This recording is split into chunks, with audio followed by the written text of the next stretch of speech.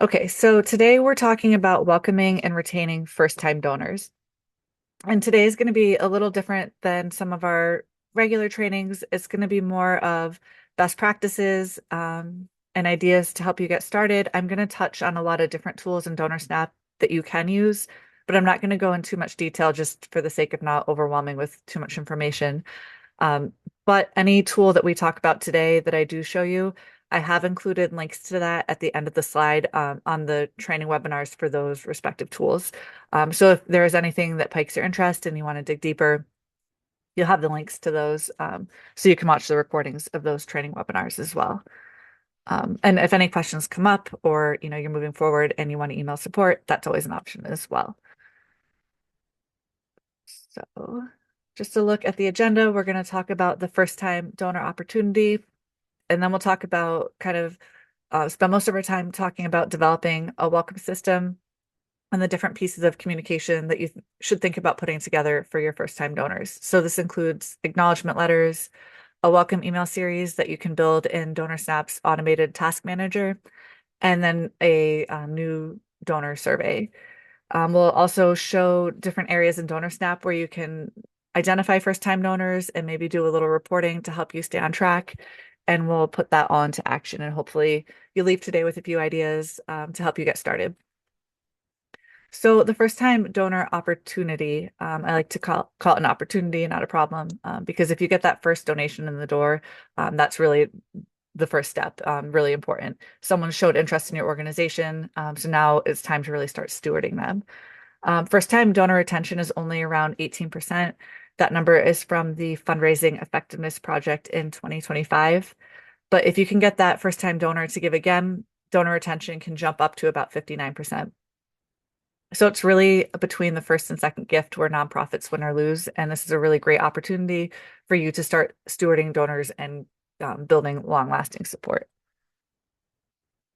So the first thing I want to talk about in terms of communications that you should build is the welcome system. So these are all the different pieces of communication that someone is going to receive when they make a first gift to your organization. The first one I would recommend is having a personalized thank you letter for first-time donors. Um, in DonorSnap, you can create a bunch of custom thank you letters. So you might have a personalized thank you letter. You might just use one, which is totally fine. A lot of nonprofits do that. But you can easily create multiple ones and tweak them just a little bit to make them more personal. So we'll take a look at an idea for a first-time donor acknowledgement letter. Um, Also, a personalized email or handwritten letter from a director or a board member can go a long way. But I do know that you guys are all very busy and very pressed for time, and handwritten letters are not always an option, or even personal emails, which is why building a welcome email series can be a really great alternative to that. And it can also feel personal. So we'll talk about that a lot today. And that can be done in DonorSnap's automated task manager. And then you also might want to consider a new donor survey. And this can probably come at the end of your email series. And it's just a way to get more information about them, such as their communication preferences, maybe their volunteer interests, or if they have special skills.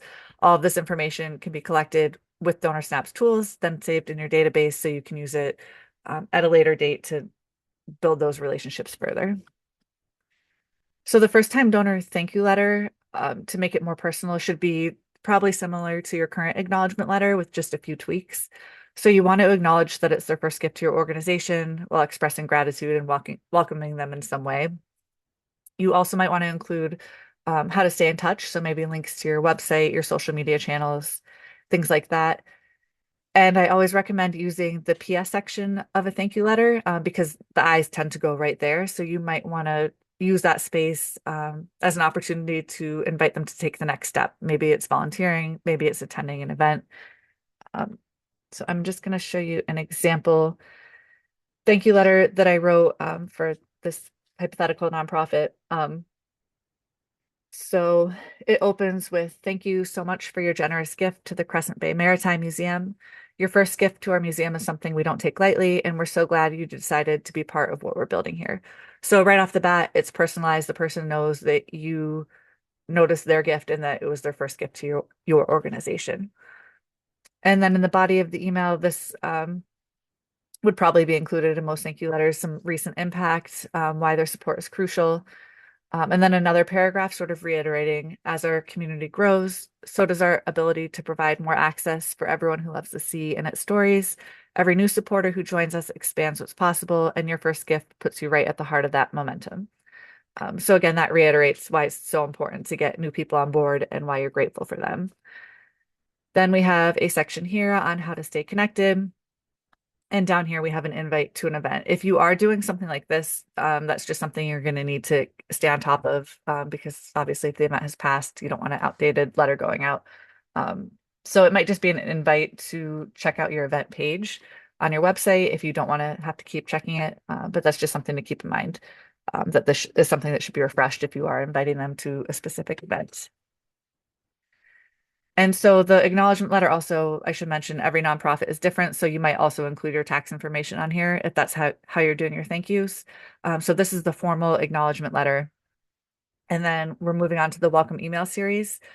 So the formal acknowledgement letter should always go out directly after the gift. This is in addition to that. So the welcome email series should start sending out after their first gift. So you'll send out the formal acknowledgement letter. That's either going to be through email or print, depending on how you do it. And then this is going to be the welcome email series, and it's going to be a little bit more casual and a little bit more personal. So you might start sending it out. It could be going out basically on the same day, is what I'm trying to say. Sorry for all my words. And the idea of this is to help build trust. A general rule of thumb is about 5 emails over 60 days and have more frequent emails early on and then have them taper out. This is just a good starting point. I wouldn't recommend doing less than this for emails. If your organization is comfortable sending more emails, or if you have lots of great content, it could be more. Today's example, we're just going to stick with 5 emails over 60 days. The email should be simple emails, so no graphics or newsletters. Nothing should feel salesy or like you're asking for a donation, anything like that. It's more just a casual letter like you would receive from a colleague or a friend from a real person. And they should also be replyable. And if you build this in DonorSnap, this can be customized. And if the person replies to the email, it will go to the inbox of whoever you have the email coming from. And this welcome email series should serve as a bridge to your regular communications. So once this completes, then you should be putting these people on your regular mailing list for newsletters, asks, things like that. And we'll look at the automated task manager in a minute. I just want to show you sort of an example of what a welcome email series might look like. So the first email might just be like a short, warm thank you letter from the executive director or board member just saying, hi, I'm so-and-so. I saw your first gift come in. We're so glad to have you. We're going to be reaching out to you over the next few weeks to teach you more about our organization, and we hope we can start a conversation that leads to something more. The next email should be a history of your organization or maybe a really good impact story to get them really excited and feeling good about your mission. Then you might want to introduce them to more people on your team, people on your board with their bios and their backgrounds, because that can be really interesting. Then provide more ways for them to get involved. So you might share volunteer opportunities, different ways people get involved with your organization. And then you can conclude with a survey of how to stay in touch. So this might be a great opportunity to ask for their communication preferences, so you can continue offering a personalized experience moving forward. So I'm going to go over into DonorSnap and show you the automated task manager. So that is under processing and automated task manager. And all of these emails that you build here will be set up. And once they are set up, they will just kind of automatically send out as the trigger sets them to go. And I can't remember if I mentioned this at the beginning, but every tool I talk about today, there's more detailed training webinars on them, and those are all linked at the end of the slides. So I'm not going to go too into detail here because this is a pretty powerful tool, but I am going to show you how I set this up. And then if you want to learn more about the automated task manager, you can watch the training webinar on it to get more acquainted with it, and you can also email support as well.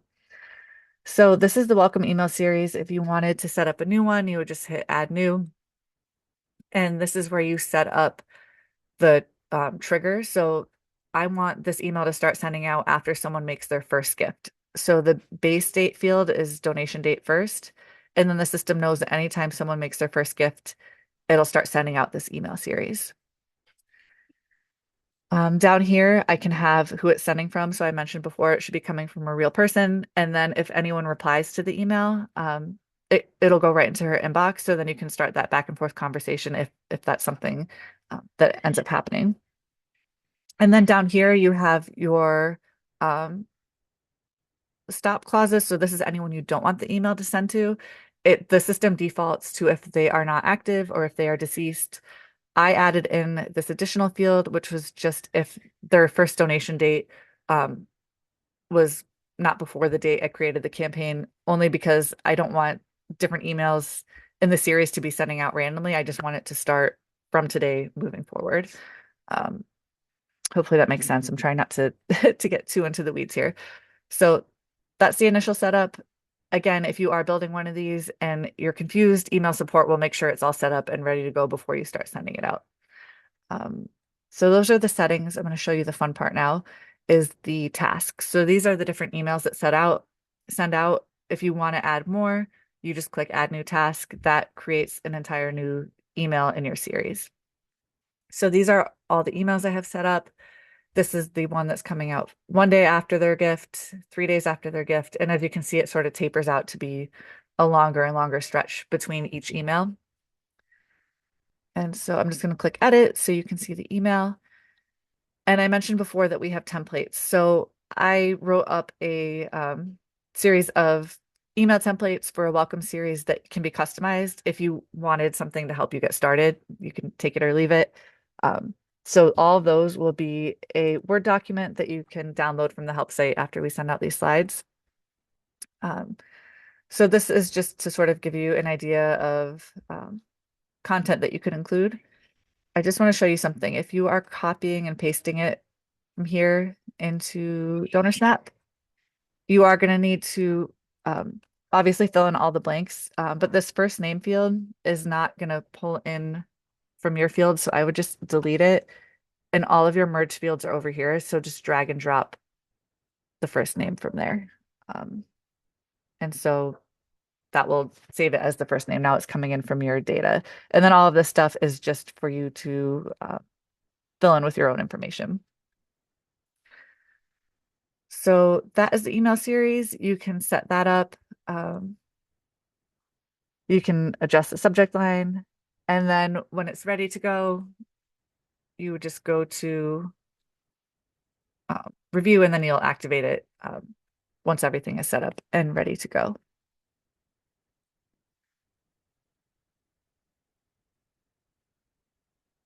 So with the welcome email series, I think it would be a good idea if you did want to include a new donor survey to have that be the last email. And again, that's in the template that we'll provide for you if you want to use that.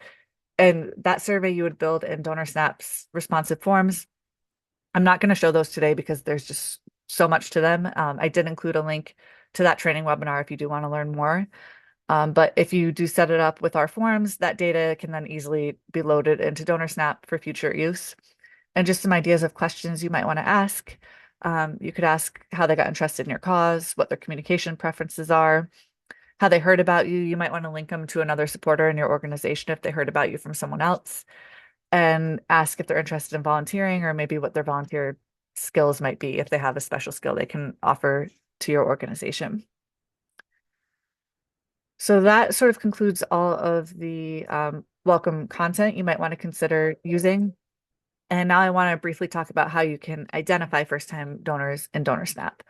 The most obvious way would just be when you're adding in their donations, checking their donation history. If you see they've never given before, then you could just set up, put their batch code to be that first-time donor acknowledgement letter. If you want a bigger picture, you might want to look at the first-time donor report. That's under reports, fund development analysis, and new donors, and that will show you any new donor you received within a specific time frame. If you want to dig a little deeper, you could use Data Miner Platinum. And again, I have links to all these tools. I don't want to dive in too deep because they all have a lot to them. But I do want to show you DonorSnap Analytics because this is new. And it is a really quick way to analyze your data and sort of dig a little bit deeper and get more information. Um, so this is, in addition to DonorSnap, it's an add-on AI powered reporting tool. So if you do choose to add it, it would just show up here under DonorSnap Analytics. And I just wanted to play around, sorry, with asking it questions and building reports this way because it is a lot faster. So I just asked it, can you give me a list of first-time donors who made their first gift in 2025? And then it gave me this list here. And then I might want to dig a little deeper,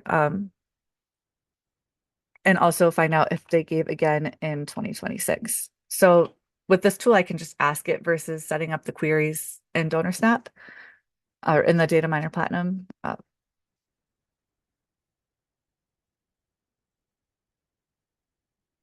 So now it is showing me if they gave again in 2026, but now I just want it to sort by donors who have given so I can get a picture of who's been retained so far this year. Um, because this can help me sort of move forward with communications and outreach. So here we have 4 donors who have been retained. They were first-time donors in 2025. They gave again in 2026. Um, so this tool, you can really create reports quickly. Once this is done, you can export it. You can use it however you want. And then it also has dashboards. So I built this new donor retention dashboard, and you can set up widgets. So you can add it to ask it to keep track of really specific things about your data that you really couldn't keep an eye on before very easily. Um, so I set up one that was showing my new donor retention rate. I had 30 first-time donors in 2025, 4 gave again in 2026. So it kind of mirrors the data I got in that report we just looked at. My current retention rate for first-time donors is 13%. And then I also set this up for my top 10 new donors in 2025 based on their gift amount. Because I might want to start with major donors. I might want to be focusing on them first. And I see that the top new donor last year was Emma Carter. It looks like she bought a table for our gala. So that tells me a little more information. That was in November. So um, setting up things like this help us get a little more strategic. We might develop a plan around this, and it also gives us a really big picture really quickly. Um, so those are the different tools in DonorSnap you could use to identify your first-time donors. Um, a question from Grace. So DonorSnap Analytics is not a part of the DonorSnap subscription. It's something extra. It's $12 a month, and you can email support, and then they can turn it on for you. Um, but also, I can just show, let's see how we're doing on time. I will show you the report for new donors as well, because that's also super fast. And this is part of the regular DonorSnap subscription. Um, Under reports, fund development analysis, we have a new donors report.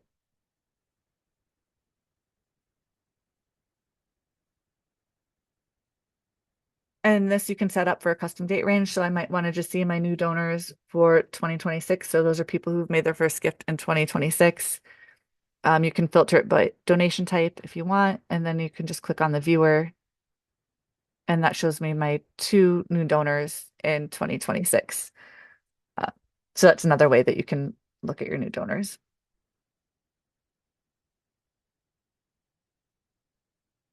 All right, so just a few other ideas to leave you with some inspiration. You could welcome new donors in your communications. So you might want to have a new donor segment in your newsletter or on social media. Just make sure that you have their permission if you're sharing their names in your communications. You might want to consider a welcoming event. This could be something simple. It could be something remote, just a webinar, maybe with a board member in a Q&A, or just a simple coffee and donuts in your office to get to know new supporters. And you might also might want to consider sending out a welcome packet, which would include things like a strategic plan or your annual report, bumper stickers, t-shirts, things like that.